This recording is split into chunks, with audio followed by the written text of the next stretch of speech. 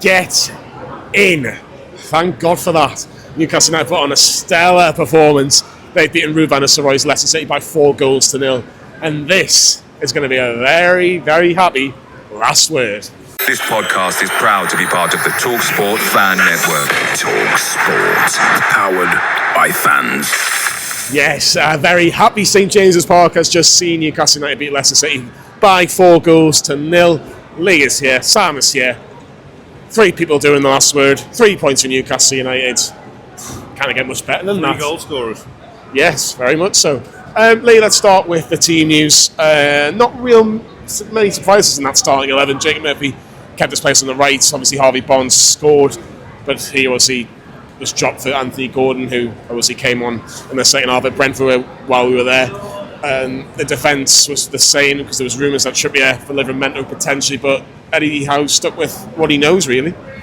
We had to look at that lineup because initially I thought there had to be some changes after the Brentford collapse second half from the legs of midfield and the defence. I did actually think that would be some changes. The Murphy one surprised me a little bit. I thought Barnes against his old side will be up for it at St James's Park. I thought Trippier might come in for a bit of creativity. Disappointing news, I'm sure you'll touch upon it later, about the injuries, because it's what if with Callum Wilson and Pope in it as well, because he's picked up a few every season now. But overall, I was very happy to see Tonali in that pivot, basically in the middle of the 3. Yeah, that was really, really important. And Sam, you look at what Leicester had to offer. They practically have no midfield. Hamza Chowdhury, remember the name? He was in midfield for Leicester along with Oliver Skipp. And Newcastle, essentially from minute 5, minute 6, absolutely bossed the game from start to finish. Leicester started brightly. We were a bit sloppy at times in the opening few minutes, but once we kind of settled down and Tonali was settled in that 6 role where he just looks 10 times the player he did on either side of that central position. That benefits Bruno as well, just to add, sorry. Oh, of course it does. Well, I've been saying that since Tonali signed, but it was men against boys. Look, they're a championship side at best. I don't know what they were getting so angry with Steve Cooper about. They're a poor team. Yes, they're missing some players, but their midfield wouldn't have made that much difference against ours today anyway, really. So, yeah, it was good. We rolled with a punch in that we've picked up 2 fresh knocks this week with Pope and Wilson. But before the game, I thought War Flags were going to pull out an absolute stormer when they were pulling out, unfurling the big banner where it revealed the kind of, it's the noise, the passion, I honestly thought it was going to be unfurled and it said it's Rebecca Vardy's account. But that would have been fantastic S-housery. That's very rude. For a minute. Very rude of you. For a minute, I genuinely thought that's what was happening. And I thought, oh my God, I'm all in for this. Yeah, that would have been unbelievable by War Flags, but that wasn't the case. He told me that before the game, and I was just like, it's Rebecca Vardy's account. I genuinely thought that's what was happening. I thought, my God, War Flags have chosen violence today. Honestly, I was booked for a good 5-10 minutes. Lee, Anthony Gordon had Newcastle's first real opportunity where he cuts it from the left-hand side. He had James Justin all over today. He just didn't know where to go. He didn't know whether to come close, to back off, to put a foot in. Just couldn't get anywhere near him. But it was a good shot on the edge of the box and a great save by Hermansen. And it was it was a fantastic save. Yeah, let's put it. Actually, give him a bit more credit. It was a fantastic save. The door were knocking. We're getting Dan Burn got a header as well. Just a couple of minutes later, the door was knocking. It was a case of when, not if, wasn't it? We always come out and say you got to score when you're on top, haven't you? And it was just a matter of time for Newcastle today. After all the stick that Eddie Howe has had, even from me last weekend, this was just a perfect fixture because Leicester just didn't offer. Now it's the worst team we've played this season. Bromley will give us a better game in the FA Cup, 100% will. That performance, and if you're a Leicester fan, you've seen 2 good results. You've come back as well last week, being 2-0 down, 4 points from 2. You're thinking you're up against Newcastle side, that's a little bit indifferent. But my God, Leicester fans will be thinking, what if, we could be in for a long season. It was just easy, and now we can build Newcastle, but I'm trying to take one step back and think, they did give us a massive helping hand, mind. They did. I also think they missed Ndidi massively. Oh, they did. They missed Ndidi, they missed Winks, they missed Sumari. I still think even with those players, yes, they missed it. I still think I don't think it would have made much difference today. Well, can I put it? I just said to Johnny off camera. Everyone who's on the bench today, if they started, we would have still won the game. Yeah, 100%. Talking about players that we've criticised in the past, like Jacob Murphy, 2 or 3 good chances before he actually makes it 1-0 to Newcastle. Even when the celebration is kind of pointing his ear, like I can hear what he's saying. Was that a bit of a statement to the fans? Just going, you know what? Give me a chance, I can put the ball in the back of the net eventually. Maybe, but then he did follow that up by going back to the Gallagate and celebrating with us. But look, it was frustration. Murphy is inconsistent at this level, but he's laid down the marker. He got 2 goals. I was actually gutted for him. He got took off when he did because there wasn't a lot of time for him to go on and can he get a hat trick perhaps, which would have been, boyhood Toon fan, complete dream come true levels. So, yeah, the 2 early chances that fell to him were on his wrong foot. I was frustrated, as you know, because we were sat next to each other, because the very least you got to make the keeper work, which we were doing outside of those chances. But Hermansen's a very, very capable goalkeeper. I had nightmares last night of him having a worldie today, but obviously it's all worked out well in the end. But yeah, he followed it up. It was a beautiful move, really well worked, and it was a goal from a set piece, which have been few and far between of late. It was a really nice work goal, and it was a very tidy finish, nestled in that bottom corner. Arsenal fans gave their set piece coach a mural following their set pieces of late. Did that one deserve a mural in terms of Gordon just obviously placing the pass? But look, regardless, Newcastle went 1-0, but it was the least deserved. They were knocking on the door. Tonali, Bruno, Joe Linton was so high up along with Isak, who was getting in the pockets, but Isak should have made it 2-0. He was through 1-on-1. That's the 3rd one he's missed this season. Yeah, I think the only thing I would say is that he had too much time to think about it. Just sometimes you've just got to just make sure, even if you just take that extra touch to go around the goalkeeper, because I thought that was probably the easier thing to do at times. Sam's just left us because he's got Chronicle friends over there. No, it's ridiculous. He says he'll do in the match action's a load of rubbish. But yeah, tell us about Alexander Isak. How did he not make it 2-0? He should have. That's 2 or 3 times. I'll do it on camera, because every time I do upload the match reaction stuff on camera, I get a comment going, "Get off your phone, Tam."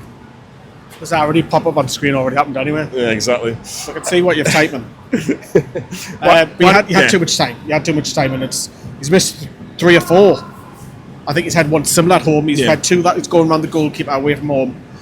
Look, he's unreal. He had another fantastic performance today, but a little bit worrying, because if we're in a tight game and we only got 1 or 2 chances, but thankfully we had a canter today, so we don't have to worry about it. But I don't know, next game away, Ipswich, we might only get 1 or 2 chances. That has to be put in the back of the net. Yeah, like I say, it was a case of Newcastle just knocking on the door. Could have been 2 or 3 at half time.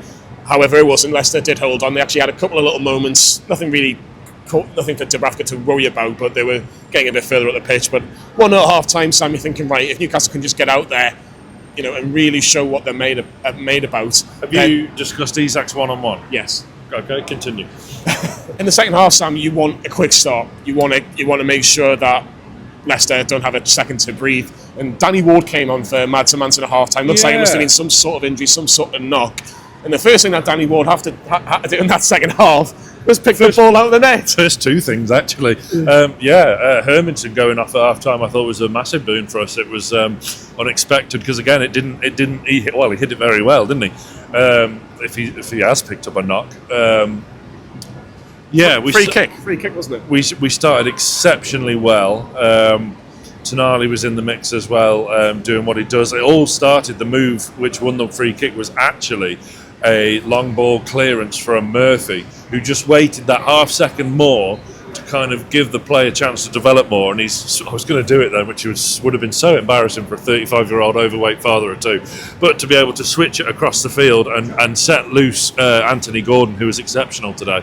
We got the free kick. Leicester was shambolic at the back. Bruno's there to nod it in for 2-0, and then you thought, well, the floodgates are going to open here, because we're looking dangerous for a change. So that was the first thing that Danny Ward had to do. The second thing Danny Ward had to do was get the ball out the back of his net, and Alex should save that one though. Alexander Isak. It was just a kind of right place, right time, and good work from Gordon and Hall down the left hand side, and Isak makes it 3-0. and that was certainly game over. It was game over, and there's so many fans that went down at half time and missed 2 goals. Sometimes that'll bite you on the backside if you don't get back in your seat. Just annoying, people who leave early miss a goal as well. That annoys me, but it's your own fault if you miss the 2 goals. It's a good start, second half, just what you wanted. Kill the game off. Go and enjoy yourselves. 3-0, Isak, man on fire. What's that, 7 and 8 or something now? So just got to keep the fit, Johnny, because we all know, I'm sure you're going to touch upon it. Something happens to him, we are buggered. Yeah, no Callum Wilson. We'll mention the Callum Wilson-Isak debate in terms of what will happen if Isak was to get injured, because I'll throw Osula into that as well. But Sam, at 3-0, it was very, very comfortable. Leicester made a few changes, but in a matter of seconds from those few changes, Alexander Isak gets the ball, and Murphy had so much space and time, so many times on that right-hand side, particularly second half, and he missed a chance earlier, went over the crossbar, made no mistake, second time, buried it, and it was 4-0. Well, this is kind of exhibit A as to why teams come here and play the low block, because they didn't, and look what happened to them. There was a couple of times where Murphy got through on that right-hand side and didn't show much composure, maybe snatched at it or just went for power, and it didn't quite happen. And then when this one was set through to him, you think, right, show a bit of composure now, and he did. And it was his second goal, and he got took off shortly after. It was incredibly harsh. It was incredibly harsh, but they were enjoying themselves. It was a real rock solid performance. There was plenty of positives out there from individually. I mean, Lewis Hall was getting forward, going great guns. I thought he was going to go all the way at one point, but But the challenge for Jacob Murphy is now, all right, you've scored 2 today, well done. Can you go back that up on Wednesday? Can you go back that up away from home, which we haven't been doing? 2 assists last week. Yes. But it's got to be a run. It's got to be consistent. He has to, because January is coming up. We're probably going to have to sell to buy. At the most, we're going to buy 1 quality player. Is that going to be right wing? Murphy's going to be hoping not. Now he's got to prove as to why we need to go for a centre back. Don't get me wrong, we should be going for a right winger. But Ipswich haven't won a game all season at home. Enter Newcastle United. Enter Leif Davis, who will be his next opponent, probably on that right wing, left back debate. It was easy. It was very, very easy from that point, Lee. 4-0. And Newcastle bringing likes of William Osula, likes of Joe Willock later on, Harvey Barnes was on, Kieran Trippier, Sean Longstaff. You know, I think it's probably one I've missed somewhere, but it was very, very comfortable. And Newcastle United it was almost like a training session for the last 20 minutes, but that's probably what they needed. But talk to me about William Osula, because people are saying he needs to give him minutes, That was the perfect time to give him minutes. They gave him 20 odd minutes. Did he do anything of note? Good to get him some minutes. I thought Matt Target might have actually come on as well to try and give him some minutes. The game was won, do you know what I mean? It was done. Can only make 5 subs. I know, but I think the only negative is Joe Linton. He's picked up his 5th yellow. I don't think that's a negative. I think he sits out a game. I'm not overly enamoured with him at the moment. moment. Brentford. It is the next one. So probably you might say Sean will probably I think that's dying for a Joe Willock. If he's okay. Well, Tonali has to play in that position now, because no point taking him out of Brentford, put him back in, play him. He's got to have a run of games now. It's perfect time. You've got lots of games in December, and it was comfortable, and it's good to get Joe Willock some minutes this evening as well, because I didn't know whether he would make it today or not. With Eddie Howe saying that he was touch and go because he haven't seen him train all week, but do you know what it is? It was comfortable, and thankfully it's the first time I've said that all season, because by far Leicester are the worst team, and when you've got to bring on Danny Ward as well, who was up there with Robert Sanchez for one of the worst keepers in the league, you just know it's your afternoon, isn't it? Yeah, 100%, and that's how it finished. It finished Newcastle United 4, Leicester City 0. There was a few question marks about Eddie Howe this week in terms of, can he get a win at home and can he get a bit of a run going? Well, this is step 1. Eddie, what did you make of today's fantastic performance? Much more like ourselves. I think a really good attacking performance, a dominant display. But we're delighted with the result. Yeah, I think we showed a really good intent today. I think we were progressive with the ball.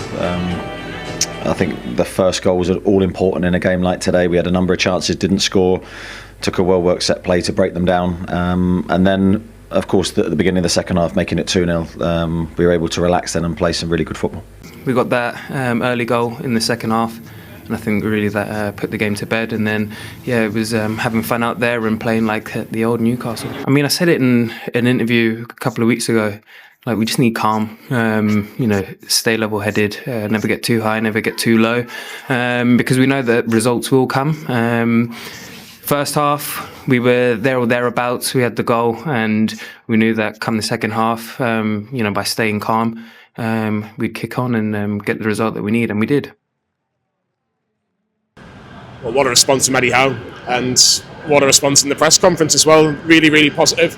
Really, really good to hear as well, which is just what we want. Want a bit of good news going into a massive, massive week. Before we touch about Brentford, the league table, and X, Y, and Z, Sam, in terms of injuries, Callum Wilson, Nick Pope, the main two. Nick Pope's out for 4 weeks.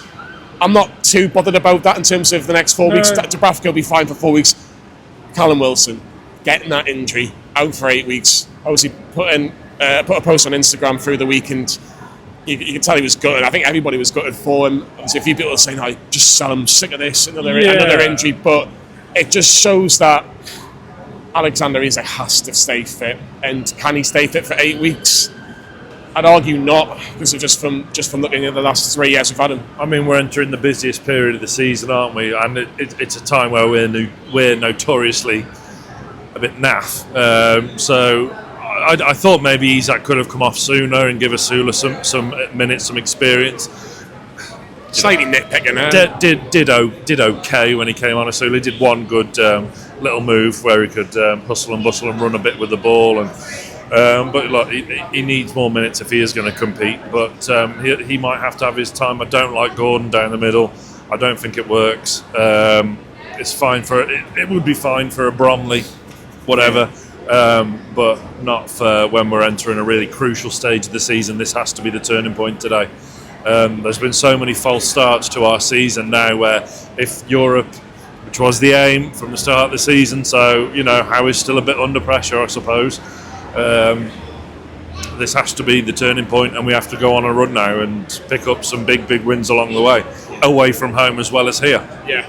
What's your thoughts on Wilson more in particular than Pope? I know Pope's it's a shame, but we've got keepers there that can do a job for 4 weeks. But the Wilson one, did you feel sorry for him? Did you just think, I'm sick of this? What was your reaction? Because it was very mixed online, and that's kind of the only thing you can really, tell on terms of our fans, because they're not going to be here every single day reading the news.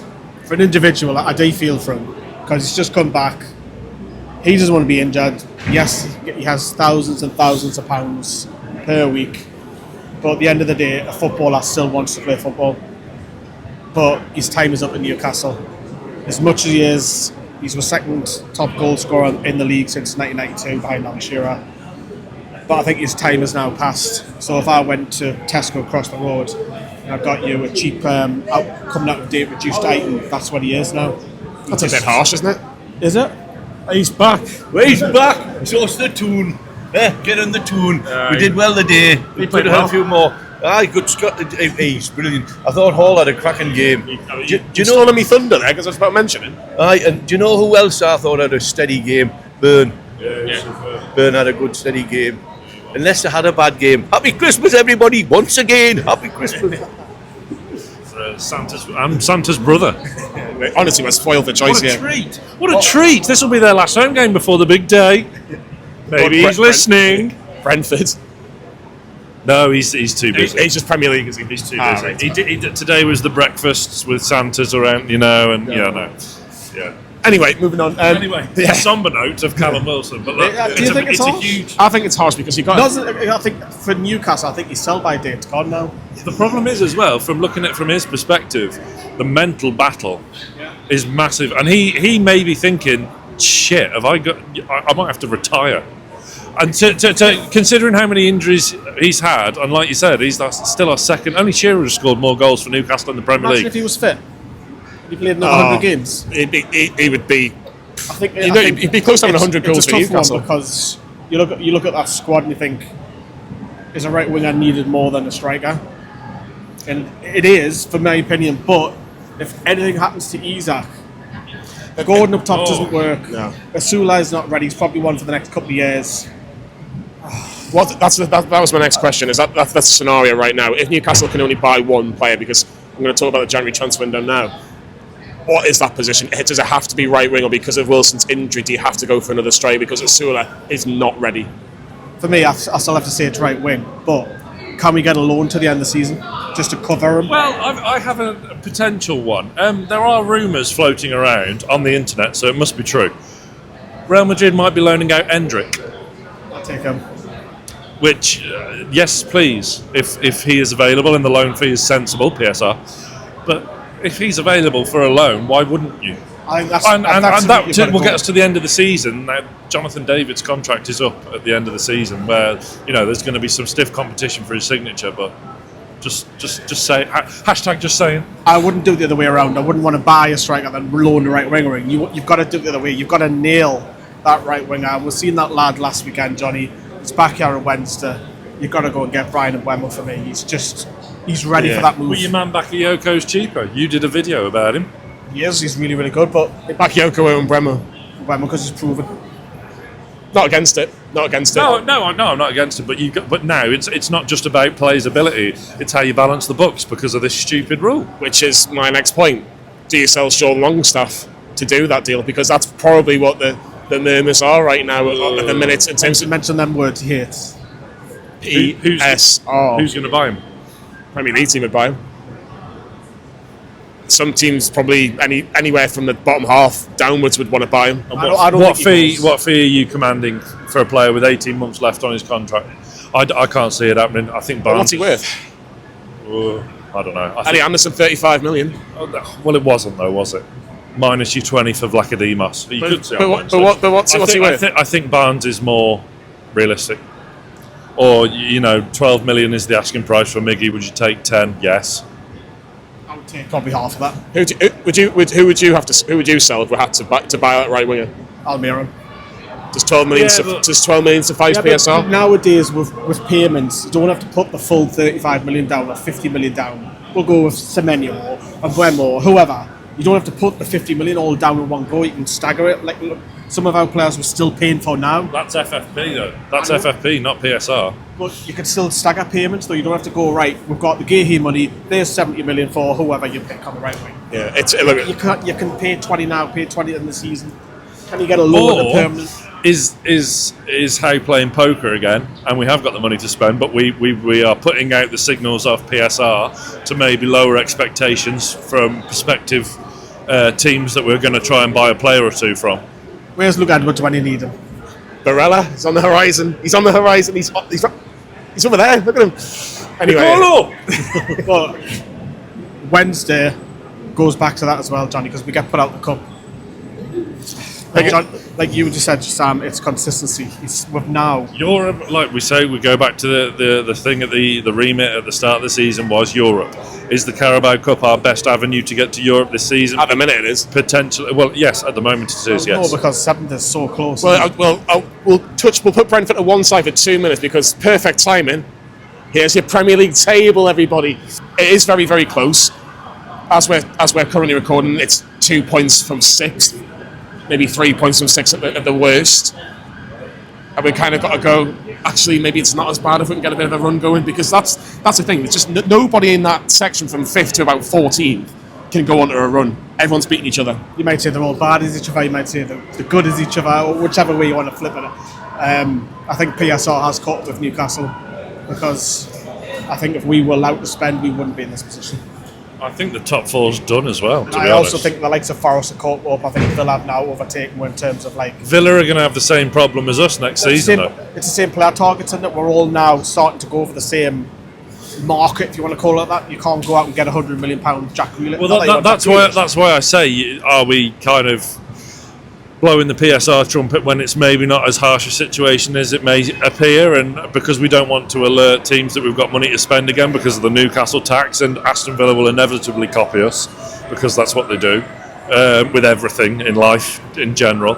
So I don't know, there might be a bit of a surprise or two in January, because you're never going to hear Eddie Howe come out and say, yeah, money's there, let's go out and buy 3 or 4 top quality players, get that checkbook out, and we're going to splash the dough, making it rain. It's just not going to happen. The thing is, though, Chelsea and Tottenham and Man United are still, and Aston Villa are going to play games in January in terms of an extra 2 Champions League games or an extra 2 Europa League games. You've got the FA Cup. Some of those teams are still in the Carabao Cup. The games are going to catch up on them, Lee, surely. I don't know, Chelsea, because they can just put a reserve side out. They've got 2 squads. That should have been us on Thursday freezing our tits off in Kazakhstan. The WhatsApp dinner, that would have been great. Fearing for our lives trying to get back to some dodgy hotel down the back lane. Look, we want the European nights back. It's good for fans. It's good for morale. It's another trophy because the Conference League, whatever you think of, look at West Ham. They won it. If we were to finish 7th, it's still up for grabs. Yeah. The Premier League table is so tight, and so is the Carabao Cup. But you're guaranteed to play a big boy. I think the semis, regardless if you put Brentford out. But now you can't really. I know you don't want to talk about Brentford, but I think you've got to. I think it's. I was gonna let you tie you in. Yeah. I think it's such a big game. It doesn't matter how, no pun intended, the performance is. You've just got to get through on Wednesday. Today was good. Enjoy it. It feels good. 4-0 domination for the whole 90 minutes. We've not said that all season. We've had spells with other games, but let's enjoy it today. Roll on Wednesday. We'll see who replaces Joe Linton, but I would just keep the same side, but take Joe Linton out. Is this the biggest game of the season? It's the biggest moment of the season because we have to. There's no alternative now. It's do or die. We've won today. Yes, we've been superb against a poor team, but we have to win on Wednesday. We need to go and win at Ipswich. We need to win here on Boxing Day against Villa.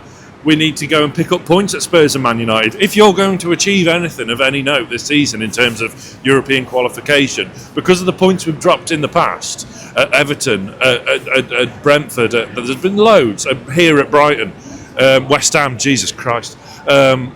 You now have to go to them places, particularly in the second half of the season, where we've played the majority of the big 6 here, the greedy 6, whatever you want to call them, the assholes. We've now got to go to their neck of the woods and get points off them if we're going to achieve anything. Final question. Man of the match for today. I think that's so hard because there's loads in there. But I'm not going to go for attacker. Come on then. I'm not. Lewis Hall. Man of the match today. There's a lot of candidates. Burns a candidate. Hall is a candidate. Tonali is, Gordon is, Murphy's got 2 goals, so he has to be a candidate. Isak was sharp, looked really, really tidy, as did Bruno.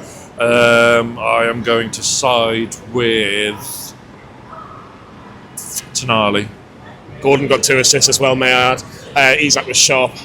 Yeah, Gordon was good. Starting to come back to Gordon was good actually. Yeah. Are you going to go with Gordon? No, I'm not. I'm going to agree with one of you. Mr. Lawler. I think Lewis Hall today. Although in the latter stages he did get, he was on the receiving end of a horrible tackle from thin air. It was VAR should have intervened and booked at least. Well, air could have gone. Honestly, he was outstanding. Didn't give their right winger a chance to breathe. He was going forward. He was linking up with play. Could have scored with a header that just went wide as well. He was everywhere today. No doubt Thomas Tuchel will be looking at that thing. But again, what an improvement. But again, can he do it on Wednesday? Can he go to Ipswich on Saturday and do it? Because he had an absolute stinker against Jared Bowen. Can he go on and put a run of games together? He wasn't great against that.